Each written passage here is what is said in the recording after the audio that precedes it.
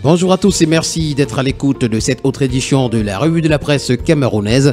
Nous commençons ce matin notre périple par le quotidien Mutation qui parle du Conseil supérieur de la magistrature et titre « Aux abonnés absents ». L'instance chargée de l'intégration, la mutation, la promotion et l'ascension des magistrats ne s'est plus réunie depuis 3 ans, nous renseigne à page 9 ce matin le quotidien Mutation. En petite une, on parle de Vichère, le poulet et les œufs flambent. Et puis, programme, le Cameroun et la tentation spatiale. S'agissant de cette Vichère, poulet, ciment, pain, offensive pour la baisse des prix, c'est à retrouver ce matin à la grande une du quotidien vert Émergence. SDF en petite une, pourquoi la justice a débouté les exclus et puis Jeunesse 2023, cap vers les unités de l'économie sociale mieux structurées. Toutes ces informations ainsi que bien d'autres sont à retrouver ce matin dans les colonnes du quotidien vert.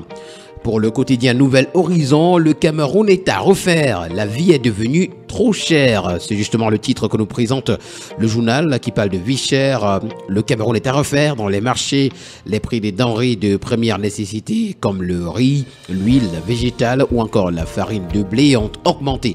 Entre les importations qui augmentent, les prix des vivres qui grimpent également et les difficultés du monde paysan qui s'aggravent, le Cameroun, justement, replonge dans une crise alimentaire et les observateurs redoutent de nouvelles violences. L'information ce matin, vous l'aurez en parcourant les colonnes du quotidien Nouvel Horizon.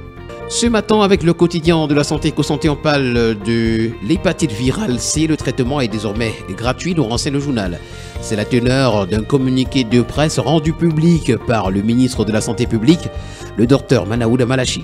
Il informe à travers cette sortie épistolaire l'opinion publique nationale et en particulier les patients souffrant de cette maladie que le protocole justement à base de médicaments qui coûtait 100 000 francs est désormais gratuit. L'information ce matin, vous l'aurez en consultant les colonnes du quotidien de la santé EcoSanté. Affaire des personnels de santé incarcérés, le SINAMEC appelle le MinSanté à la rescousse, nous renseigne également ce matin le journal.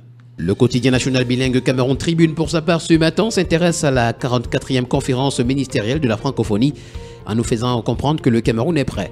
Les questions liées à l'accueil, au transport, à l'hébergement, à la couverture sécuritaire et sanitaire, à la communication, aux dispositions pour les accréditations des délégués et bien d'autres sont déjà bouclées selon le ministre des Relations extérieures. Le jeune Bela Bela s'exprimait hier au cours d'une rencontre avec des membres du corps diplomatique et des organisations internationales accréditées au Cameroun pour faire le point des préparatifs et présenter les contours de cet événement qui se tient les 4 et 5 novembre prochains à Yaoundé. L'information au complet est à retrouver à la page 3. Et parlant justement de la ville de Yaoundé, le quotidien L'économie nous présente les tronçons à refaire. Il s'agit des tronçons routiers qui rendent la mobilité difficile dans la cité capitale avec un impact sur l'activité économique. Tchad en petite une, le port autonome de Kribi présente ses offres aux acteurs économiques. Commerce, le Cameroun a exporté 4000 tonnes d'oignons en 2022. À la grande une de la terre promise hebdo, on parle de l'Assemblée nationale. Kamsouloum crève l'abcès. À la veille de la session parlementaire consacrée à l'examen de la loi de finances 2024, le député RDPC du Logone Chari, région de l'Extrême Nord, dénonce en des termes à la fois vifs et sans équivoque la gestion du budget de l'Auguste Chambre. C'est à retrouver ce matin à la page 3. Une grosse interrogation nous attend ce matin à la grande une du quotidien L'Info à chaud. Joseph-Antoine Bell, Samuel Eto'o, belliqueux. L'Ognès ne m'appartient pas, si la FECAFOOT appartient à Samuel Eto'o, ça le regarde. Le président de l'Ognès et son équipe sont au service des Camerounais. Ces propos du PCA de l'Ognès suscitent l'ire des soutiens du président de la FECAFOOT, Samuel Eto'o. La réaction musclée du docteur Jean Crépin, sauteur Niamsi, ancien candidat à la présidence de la FECAFOOT, allié fidèle et loyal du président Samuel Eto'o fils, nous est présenté ce matin à la page 10.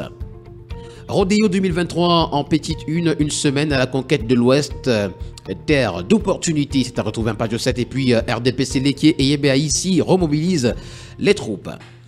À la grande une du journal Innovation, on parle de fake news, contenu haineux, appel à l'insurrection. Le Conseil national de la communication veut réguler les réseaux sociaux. Le CNC organise du 9 au 8 novembre à Yaoundé un forum international sous le thème « La problématique de la régulation des réseaux sociaux ». Plusieurs acteurs africains sont attendus. À la grande une du Reporter Hebdo ce matin, dans son édition spéciale d'ailleurs, Jean Kueté est à Emonova.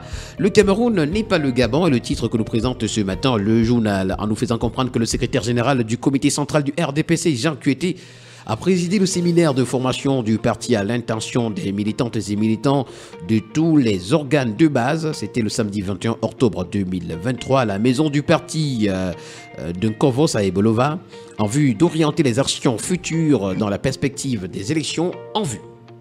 À la grande une du journal Repère ce matin, on parle de l'agence de régulation des télécommunications. Le siège de l'inertie est le titre du journal. Inauguration par le Premier ministre Joseph John Ngouti. C'était le 20 octobre 2023 du nouvel immeuble devant abriter les bureaux de l'agence de régulation des télécommunications à Yaoundé. Cet édifice flambant neuf ou encore flamboyant, dont le coût est estimé à 18 milliards de francs CFA, n'occulte toutefois pas l'incapacité de Philémon Zozamé, son directeur général, à recadrer les opérateurs de ce secteur. Donc, l'état des services laisse à désirer. Et puis, c'est avec le journal Repère ce matin que nous mettons un terme à cette autre sortie de la revue de la presse. Merci d'avoir été des nôtres ce matin. Mesdames et messieurs, rendez-vous demain pour une nouvelle sortie.